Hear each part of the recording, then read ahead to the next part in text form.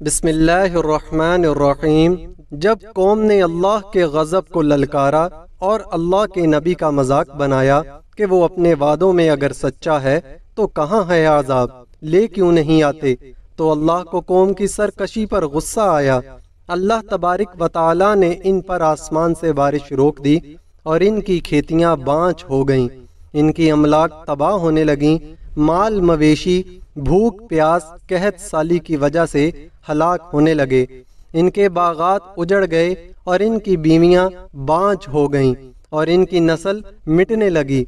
تب حضرت نوح علیہ السلام نے قوم کو سمجھایا کہ اگر تم بت پرستی اور شرک کا راستہ چھوڑ کر ایک اللہ کو معبود برحق مان لو اور اس سے ڈرو اور توبہ کر لو تو وہ تم پر اپنی رحمت کی بارش کرے گا، اور وہ بارش ایسے ہوگی کہ گویا سارا آسمان برس رہا ہے، لیکن چونکہ وہ باران رحمت ہوگا تو اس سے تمہیں کوئی نقصان یا ایذا نہ پہنچے گی، بلکہ تم خوشحال ہو جاؤ گے، تمہارے کھیت پھر سے ہرے ہو جائیں گے، تمہارے مال مویشیوں میں برکت دے گا، تمہارے باغات پہلے سے بھی زیادہ پھل دیں گے اور بڑھیں گے، اور تمہاری مدد کے لیے تمہیں اولاد سے نوازے گا، تمہاری بیویاں جو بانجھ پن کی وجہ سے نسل نہیں بڑھا سکتی ان سے عذاب اٹھا لیا جائے گا اور پھر سے بچے جننے لگے گی۔ مزید نصیحت کرتے ہوئے فرمایا کہ آخر تمہیں کون سی چیز حق تسلیم کرنے سے روکتی ہے؟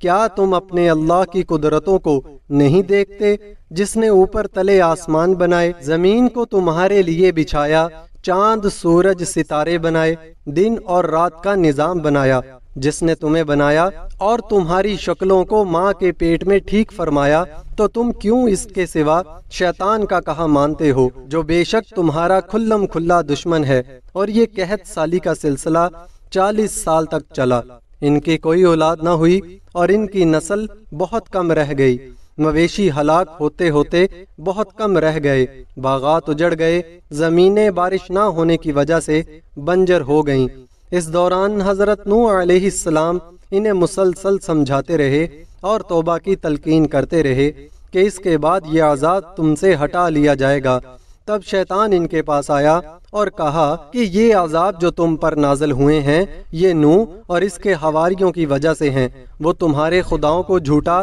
اور غلط کہتے ہیں، اس لیے تمہارے خدا تم سے ناراض ہیں۔ اگر تم چاہتے ہو کہ سب پہلے جیسا ہو جائے تو اپنے خداؤں کی خوشی کے لیے نوح اور اس کے پیروکاروں کو یا تو قتل کر دو یا پھر انہیں یہاں سے نکال باہر کرو، یعنی جلا وطن کر دو، اور اگر تم ایسا کر سکو تو تمہارے خدا تم سے خوش ہو جائیں گے اور تم پر اپنا کرم کریں گے۔ گمراہی میں ڈوبی قوم نہ سمجھ سکی کہ شیطان تو ان کا دشمن ہے اور انہیں غلط مشورے ہی دے گا۔ وہ لوگ مشورہ کرنے لگے کہ واقعی ہمارے خدا ہم سے ناراض ہو گئے ہیں، اور اب ان کی خوشی کے لیے ہمیں چاہیے کہ نوح اور اس کے پیروکاروں کو یا تو قتل کر دیں یا یہاں سے نکال باہر کریں۔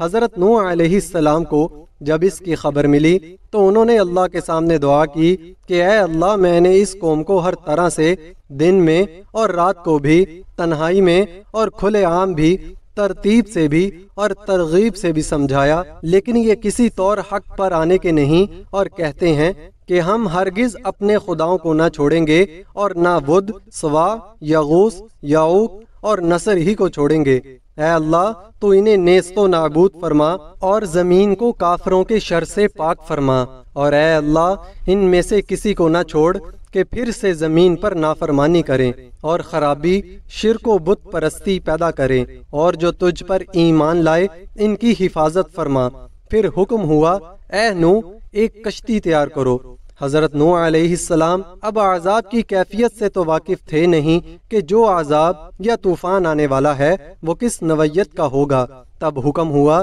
کہ اے نوح، جیسا ہم تم سے کہیں ویسی کشتی بناؤ، اور کافروں کے لیے اب دعا نہ کرنا کہ ان میں سے کوئی ہدایت لانے والا نہیں ہے۔ یہاں ایک بات سمجھانا ضروری سمجھیں گے کہ کچھ لوگ کہتے ہیں کہ جب سب کچھ اللہ کے اختیار میں ہے وہ کیوں انسان کو ہدایت نہیں دیتا۔ بے شک سب اللہ کے اختیار میں ہے، اور حدیث قدسی ہے کہ انسان کا دل ہماری 2 انگلیوں کے درمیان ہے، جب چاہیں اسے بدل سکتے ہیں۔ رہی بات ہدایت کی، تو اللہ نے انسان کو بنانے کے بعد اسے عقل و شعور عطا کیا اور ساتھ ہی 2 راستے دیے، ایک ہدایت کا اور دوسرا گمراہی کا، اور انسانوں کو سمجھانے اور سکھانے کو انبیاء بھیجے اور کتابیں نازل فرمائیں۔ اب ایک صاحب عقل آدمی اللہ کی قدرت پر غور کرے تو یقیناً اللہ کو خالق و مالک ماننے پر مجبور ہو جائے گا، سوائے ان لوگوں کے جن کی عقل پر پردہ پڑا ہو اور وہ نہ دیکھتے ہیں، نہ سنتے ہیں، نہ سمجھتے ہیں۔ اللہ تبارک و تعالی حضرت نوح کو کشتی بنانے کے بارے وحی کرتے رہے، اور حضرت نوح علیہ السلام اور ان کے ماننے والے جب کشتی بنا رہے تھے تو گمراہ قوم بجائے اس کے کہ ایک لمحہ کے لیے حضرت نوح کی دعوت کو غور سے سنتے، اسے سنجیدگی سے لیتے، اور کم از کم انہیں یہ احتمال ہی ہوتا کہ ہو سکتا ہے کہ حضرت نوح کے بار بار کے اصرار اور تکرار دعوت کا سرچشمہ وحی الہی ہی ہو، اور ہو سکتا ہے طوفان اور عذاب کا معاملہ حتمی اور یقینی ہی ہو۔ الٹا انہوں نے متکبر اور مغرور افراد کی عادت کا مظاہرہ کیا اور تمسخر و استہزاء کا سلسلہ جاری رکھا۔ ان کی قوم کا کوئی گروہ جب کبھی ان کے نزدیک سے گزرتا اور حضرت نوح اور ان کے اصحاب کو لکڑیاں اور میخیں وغیرہ مہیا کرتے دیکھتا اور کشتی بنانے میں سرگرم عمل پاتا تو مذاق اڑاتا اور بھپتیاں کستے ہوئے گزر جاتا۔ کہتے ہیں کہ قوم نوح علیہ السلام کے اشراف کے مختلف گروہوں کے ہر دستے نے تمسخر اور تفریح و تبیع کے لیے اپنا ہی ایک انداز اختیار کر رکھا تھا۔ ایک کہتا تھا، اے نوح، دعوائے پیغمبری کا کاروبار نہیں چل سکا تو بڑے ہی بن گئے۔ دوسرا کہتا تھا، کشتی بنا رہے ہو، بڑا اچھا ہے، البتہ کشتی کے لیے دریا بھی بناؤ۔ کبھی کوئی عقل مند دیکھا ہے جو خشکی کے بیچ میں کشتی بنائے؟ ان میں سے کچھ کہتے تھے، اتنی بڑی کشتی کس کے لیے بنا رہے ہو؟ اگر کشتی بنانا ہی ہے تو ذرا چھوٹی بنا لو، جسے ضرورت پڑے تو دریا کی طرف لے جانا تو ممکن ہو۔ ایسی باتیں کرتے تھے اور کہہ کے لگا کر ہنستے ہوئے گزر جاتے تھے۔ یہ باتیں گھروں میں ہوتی، کام کاج کے مراکز میں یہ گفتگویں ہوتی، گویا اب بحثوں کا عنوان بن گئی، اور ایک دوسرے سے حضرت نوح اور ان کے پیروکاروں کی کوتاہ فکری کے بارے میں باتیں کرتے اور کہتے، اس بوڑھے کو دیکھو، آخری عمر میں کس حالت کو جا پہنچا ہے۔ اب ہم سمجھے کہ اگر ہم اس کی باتوں پر ایمان نہیں لائے تو ہم نے ٹھیک ہی کیا، اس کی عقل تو بالکل ٹھکانے نہیں ہے۔ دوسری طرف حضرت نوح علیہ السلام بڑی استقامت اور پامردی سے اپنا کام بے پناہ عزم کے ساتھ جاری رکھے ہوئے تھے، اور ان کے ایمان کا نتیجہ تھا، اور ان بھٹکے ہوئے اندھوں کی بے بنیاد باتوں سے بے نیاز اپنی پسند کے مطابق تیزی سے پیش رفت کر رہے تھے، اور دن بدن کشتی کا ڈھانچہ مکمل ہو رہا تھا۔ کبھی کبھی سراٹھا کران سے یہ پرمانی بات کہتے، اگر آج تم ہمارا مذاق اڑاتے ہو تو ہم بھی جلد ہی اس طرح تمہارا مذاق اڑائیں گے۔ وہ دن کہ جب تم طوفان کے درمیان سرکردہ ہو کر، سراسیما ہو کر ادھر ادھر بھاگو گے اور تمہیں کوئی پناہ گاہ نہیں ملے گی، موجوں میں گھرے فریاد کرو گے کہ ہمیں بچا لو۔ جی ہاں، اس روز مومنین تمہاری غفلت اور جہالت پر مذاق اڑائیں گے۔ اس روز دیکھنا کہ کس کے لیے ذلیل اور رسوا کرنے والا عذاب آتا ہے، اور کیسے دائمی سزا دامنگیر ہوتی ہے۔ اس میں شک نہیں کہ کشتی نوح کوئی عام کشتی نہ تھی، کیونکہ اس میں سچے مومنین کے علاوہ ہر نسل کے جانور کو بھی جگہ ملی تھی، اور ایک مدت کے لیے ان انسانوں اور جانوروں کو جو خوراک درکار تھی وہ بھی اس میں موجود تھی۔ ایسی لمبی چوڑی کشتی یقیناً اس زمانے میں بے نظیر تھی۔ یہ ایسی کشتی تھی جو اسے دریا کی کو پیکر موجوں میں صحیح و سالم رکھ سکے اور نابود نہ ہو، جس کی وسعت اس دنیا جتنی ہو۔ اس لیے مفسرین کی بعض روایات میں ہے کہ اس کشتی کا طول 1200 ذراع تھا اور عرض 600 ذراع تھا۔ ایک ذراع کی لمبائی تقریباً آدھے میٹر کے برابر ہے، اور بعض روایات میں یوں لکھا ہے کہ کشتی بنانے کے لیے حضرت نوح علیہ السلام کو حکم ہوا کہ 1,24,000 تختے نکالو، ہر نبی کے نام کا ایک تختہ، اور جب کشتی تیار ہوئی تو اس میں 4 تختوں کی جگہ رہ گئی، تو حکم ہوا کہ 4 تختے ان 4 یاروں کے نکالو کہ جو میرے محبوب پیغمبر اور آخری نبی جناب محمد مصطفیٰ صلی اللہ علیہ وسلم کے 4 یار اور بعد آپ کے امت کے امیر اور خلفائے راشدین ہوں گے۔ ناظرین گرامی، اب باری آتی ہے عذاب نازل ہونے کی۔ پہلے ارشاد ہوتا ہے یہ صورتحال یوں ہی تھی یہاں تک کہ ہمارا حکم صادر ہوا اور عذاب کے آثار ظاہر ہونا شروع ہو گئے۔ پانی تندور کے اندر سے جوش مارنے لگا، اس بارے میں کہ طوفان کے نزدیک ہونے سے تندور سے پانی کا جوش مارنا کیا مناسبت رکھتا ہے،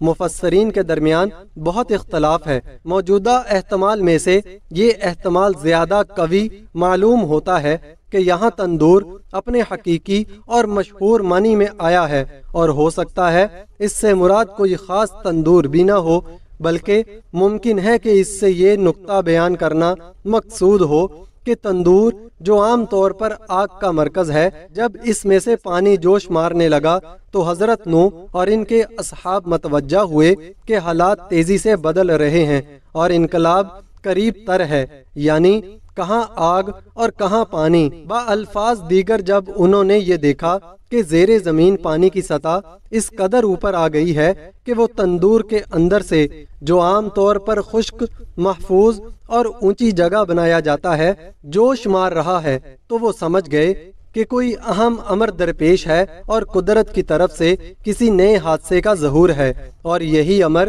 حضرت نوح اور ان کے اصحاب کے لیے خطرے کا الارم تھا کہ وہ اٹھ کھڑے ہوں اور تیار رہیں۔ شاید غافل اور جاہل قوم نے بھی اپنے گھروں کے تندور میں پانی کو جوش مارتے دیکھا ہو۔ بہرحال وہ ہمیشہ کی طرح خطرے کے ان پرمعنی خدائی نشانات سے آنکھ کان بند کیے گزر گئے، یہاں تک کہ انہوں نے اپنے آپ کو ایک لمحہ کے لیے بھی غور و فکر کی زحمت نہ دی کہ شاید شرف تکون میں کوئی حادثہ پوشیدہ ہو، اور شاید حضرت نوح علیہ السلام جن واقعات کی خبر دیتے تھے ان میں سچائی ہو۔ بعض نے کہا ہے کہ یہاں تندور مجازی اور کنائی معنی میں ہے، جو اس طرف اشارہ ہے کہ غضب الہی کے تندور میں جوش پیدا ہوا اور وہ شعلہ ور ہوا، اور یہ تباہ کن خدائی عذاب کے نزدیک ہونے کے معنی میں ہے۔ ایسی تعبیر فارسی اور عربی زبان میں استعمال ہوتی ہے کہ شدت غضب کو آگ کے جوش مارنے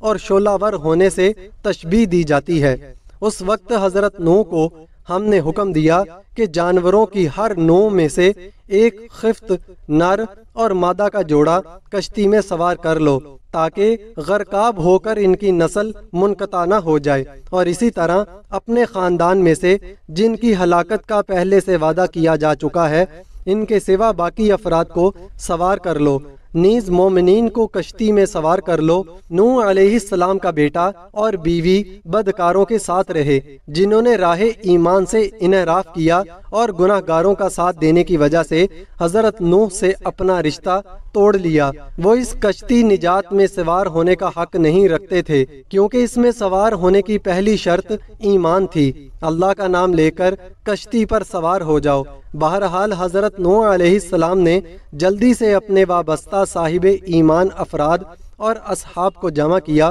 اور چونکہ طوفان اور تباہ کن خدائی عذابوں کا مرحلہ نزدیک آ رہا تھا، انہیں حکم دیا کہ خدا کے نام سے کشتی پر سوار ہو جاؤ، اور کشتی کے چلتے اور ٹھہرتے وقت خدا کا نام زبان پر جاری کرو اور اس کی یاد میں رہو۔ بالآخر آخری مرحلہ آن پہنچا اور اس سرکش قوم کے لیے عذاب اور سزا کا فرمان صادر ہوا۔ کالے سیاہ بادل جو سیاہ رات کے ٹکڑوں کی طرح تھے سارے آسمان پر چھا گئے، اور اس طرح ایک دوسرے پر تہ بتہ ہوئے کہ جس کی نظیر اس سے پہلے نہیں دیکھی گئی تھی۔ پے در پے سخت بادل گرجتے، خیرہ کن بجلیاں پورے آسمان پر گونجتی، آسمانی فضا گویا ایک بہت بڑے وحشت ناک حادثے کی خبر دے رہی تھی۔ بارش شروع ہو گئی اور پھر تیز سے تیز تر ہوتی چلی گئی۔ بارش کے قطرے موٹے سے موٹے ہوتے چلے گئے، جیسا کہ قرآن کہتا ہے، گویا آسمان کے تمام دروازے کھل گئے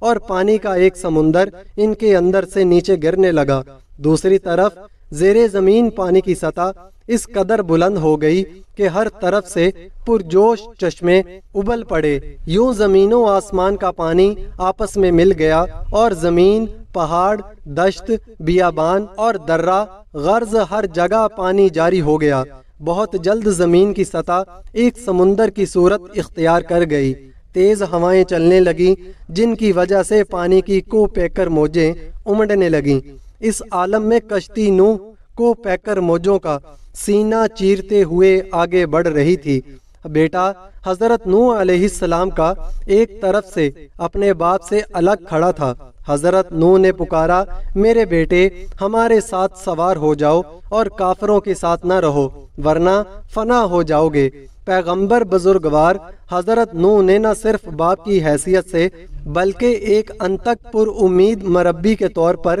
آخری لمحے تک اپنی ذمہ داری سے دستبرداری نہ کی، اس امید پر کہ شاید ان کی بات سنگ دل بیٹے پر اثر کر جائے، لیکن افسوس کہ برے ساتھی شیطان کی بات اس کے لیے زیادہ پرتاثیر تھی، لہٰذا دل سوز باپ کی گفتگو اپنا مطلوبہ اثر نہ کر سکی۔ وہ ہٹ دھرم اور کوتاہ فکر تھا، اسے گمان تھا کہ غضب خدا کا مقابلہ بھی کیا جا سکتا تھا، اس لیے اس نے پکار کر کہا، ابا میرے لیے جوش میں نہ آؤ، میں عنقریب پہاڑ پر پناہ لے لوں گا جس تک یہ سیلاب نہیں پہنچ سکتا۔ حضرت نوح پھر بھی مایوس نہ ہوئے، دوبارہ نصیحت کرنے لگے کہ شاید کوتاہ فکر بیٹا غرور اور خود سری کے مرکب سے اتر آئے اور راہ حق پر چلنے لگے۔ انہوں نے کہا، میرے بیٹے آج حکم خدا کے مقابلے میں کوئی طاقت پناہ نہیں دے سکتی، نجات صرف اس شخص کے لیے ہے، رحمت خدا جس کے شامل حال ہو۔ پہاڑ تو معمولی سی چیز ہے، خود کرۂ ارض بھی معمولی سی چیز ہے، سورج اور تمام نظام شمسی اپنے خیرہ کن عظمت کے باوجود خدا کی قدرت لازوال کے سامنے ذرہ بے مقدار سے زیادہ حیثیت نہیں رکھتا۔ اسی دوران ایک موج اٹھی اور آگے آئی، مزید آگے بڑھی اور حضرت نوح کے بیٹے کو ایک تنکے کی طرح اس کی جگہ سے اٹھایا اور اپنے اندر درم برم کر دیا اور باپ بیٹے کے درمیان جدائی ڈال دی اور اسے غرق ہونے والوں میں شامل کر دیا۔ اے نوح علیہ السلام، تمہارا بیٹا تمہارے اہل سے نہیں ہے۔ جب حضرت نوح نے اپنے بیٹے کو موجوں کے درمیان دیکھا تو شفقت پدری نے جوش مارا، انہیں اپنے بیٹے کی نجات کے بارے میں وعدہ الہی یاد آیا۔ انہوں نے درگاہ الہی کا رخ کیا اور کہا، پروردگار میرا بیٹا میرے اہل اور میرے خاندان میں سے ہے، اور تو نے وعدہ فرمایا تھا کہ میرے خاندان کو طوفان اور ہلاکت سے نجات دے گا، اور تو تمام حکم کرنے والوں سے برتر ہے، اور تو ایفائے عہد کرنے میں ما حکم تر ہے۔ یہ وعدہ اسی چیز کی طرف اشارہ ہے جو سورہ ہود میں موجود ہے، جہاں فرمایا گیا ہے، ہم نے نوح کو حکم دیا کہ جانوروں کی ہر نوع میں سے ایک جوڑا کشتی میں سوار کر لو، اور اسی طرح اپنے خاندان کو سوائے اس شخص کے جس کی نابودی کے لیے فرمان خدا جاری ہو چکا ہے۔ حضرت نوح نے خیال کیا کہ سوائے اس کے کہ جس کی نابودی کے لیے فرمان خدا جاری ہو چکا ہے، اس سے مراد صرف ان کی بے ایمان اور مشرک بیوی ہے، اور ان کا بیٹا کنعان اس میں شامل نہیں ہے، لہٰذا انہوں نے بارگاہ خداوندی میں ایسا تقاضا کیا، لیکن فوراً جواب ملا، ہلا دینے والا جواب، اور ایک عظیم حقیقت واضح کر دینے والا جواب۔ اے نوح، وہ تیرے اہل اور خاندان میں سے نہیں ہے، بلکہ وہ غیر صالح عمل ہے اور نالائق شخص ہے، اور تجھ سے مکتبی اور مذہبی رشتہ ٹوٹنے کی وجہ سے خاندانی رشتے کی کوئی حیثیت نہیں رہی۔ اب جب کہ ایسا ہے تو مجھ سے ایسی چیز کا تقاضا نہ کر جس کے بارے میں تجھے علم نہیں۔ میں تجھے نصیحت کرتا ہوں کہ جاہلوں میں سے نہ ہو جا۔ حضرت نوح سمجھ گئے کہ یہ تقاضا بارگاہ الہی میں صحیح نہ تھا، اور ایسے بیٹے کی نجات کو خاندان کی نجات کے بارے میں خدا کے وعدے میں شامل نہیں سمجھنا چاہیے تھا، لہٰذا آپ نے پروردگار کا رخ کیا اور کہا، پروردگار میں تجھ سے پناہ مانگتا ہوں اس امر سے تجھ سے کسی ایسی چیز کی خواہش کروں جس کا علم مجھے نہیں، اور اگر تم نے مجھے نہ بخشا اور اپنی رحمت میرے شامل حال نہ کی تو میں ضیاء کاروں میں سے ہو جاؤں گا۔ 40 دن اور 40 رات تک بارش ہوتی رہی، پوری زمین پانی میں ڈوب گئی، سب برے لوگ مر گئے۔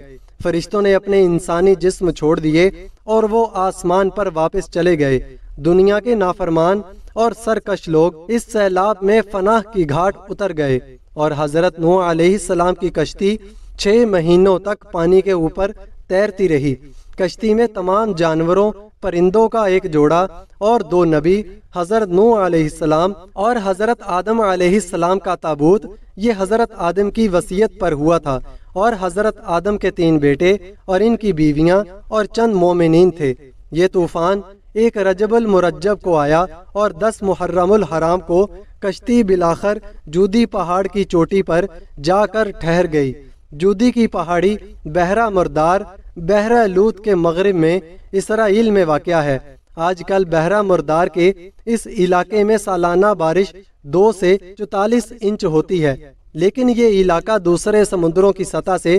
1412 فٹ نیچے ہے۔ اگر آج بھی اس علاقے میں شدید ترین طوفان ہو جائے تو پانی کے نکل بہنے کا کوئی راستہ نہیں ہے، اور یہاں ایک عظیم الشان جھیل بن سکتی ہے۔ واضح رہے کہ طوفان نوح کو تمام ادیان میں بیان کیا گیا ہے، اور خیال ظاہر کیا جاتا ہے کہ 4000 سے 5000 سال قبل آنے والا یہ طوفان